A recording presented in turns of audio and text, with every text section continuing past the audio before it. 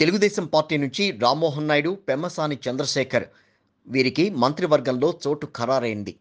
3 సార్లు ఎంపీగా గెలిచి రికార్డు సృష్టించిన రామ్మోహన్ నాయుడును ఈసారి మంత్రి పదవి వరించింది.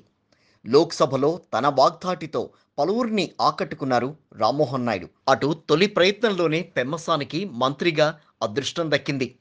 ఎన్ఆర్ఐ కావడంతో రాష్ట్రానికి పరిశ్రమలు తీసుకొచ్చేందుకే మంత్రి పదవి ఇస్తున్నారని టీడీపీ వర్గాలు చెబుతున్నాయి.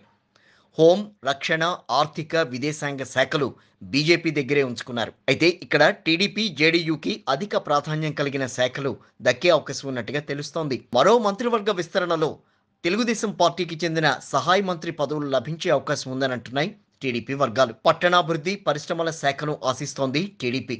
ఇక జనసేన నుంచి బాలశౌరికి సహాయ మంత్రి పదవి దక్కే అవకాశం ఉన్నట్టుగా చెప్తున్నారు. ఏపీ బీజేపీ కోటాలో పురంధేశ్వరికి మంత్రివర్గంలో చోటు దక్కే అవకాశం ఉంది. మంత్రి పదవి కోసం ముమ్మరంగా లాబింగ్ చేస్తున్నారట సీఎం రమేష్. అటు జేడీయూ నుంచి కేబినెట్లోకి ఇద్దరు మంత్రి పదవులు స్వీకరించనున్నారు. శివసేన ఎన్సీపీ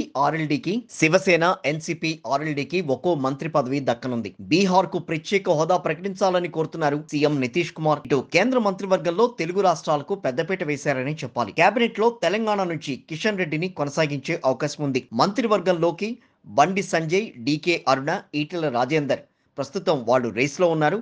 వీరిలో బండి సంజయ్కి ఇప్పటికే పీఎం ఆఫీస్ నుంచి ఫోన్ వచ్చినట్టుగా సమాచారం. ఇక ఏపీ బీజేపీ నుంచి రేస్లో ఉన్నారు పురంధేశ్వరి, సీఎం రమేష్. మోడీ 3.0 ప్రభుత్వ ఏర్పాటుకు సర్వం సన్నద్ధమైంది. దాదాపుగా మంత్రి మండలి జాబితా అంతా కొలిక్కొచ్చింది. రాష్ట్రపతి భవన్లో సాయంత్రం 7:15 నుంచి 8 గంటల వరకు ప్రమాణ స్వీకార కార్యక్రమం జరగబోతోంది. ప్రధానిగా మూడోసారి ప్రమాణ స్వీకారం చేయబోతున్నారు ప్రధానమంత్రి. దాదాపుగా 30 మంది మంత్రులతో ఈరోజు ప్రమాణ స్వీకారం చేయబోతున్నారు. టీడీపీ నుంచి రామ్మోహన్ నాయుడు, పెమ్మసాని చంద్రశేఖర్కు మంత్రివర్గంలో చోటు దక్కింది. ఇటు తెలంగాణ బీజేపీ నుంచి కిషన్ రెడ్డిని కొనసాగించే అవకాశం ఉన్నట్టుగా తెలుస్తోంది. అదేవిధంగా బండి సంజయ్, డీకే అరుణ, ఈటెల రాజేందర్కు ఛాన్స్ ఇచ్చే అవకాశం ఉన్నట్టుగా సమాచారం. ఇక తొలి విడతలో అవకాశం లేకుంటే గనక విస్తరణలో కొత్త వారికి చోటు దక్కే అవకాశం ఉంటుంది. ప్రమాణ స్వీకార కార్యక్రమానికి బంగ్లాదేశ్ ప్రధాని షేక్ హసీనా, శ్రీలంక అధ్యక్షుడు విక్రమసింఘే, మాల్దీవులు అధ్యక్షుడు మైజూ, మారిషస్ ప్రధాని జగన్నాథ్, నేపాల్ ప్రధాని పుష్పకమల్ దహల్, భూటాన్ ప్రధాని టబ్గే హాజరు కాబోతున్నట్టుగా సమాచారం.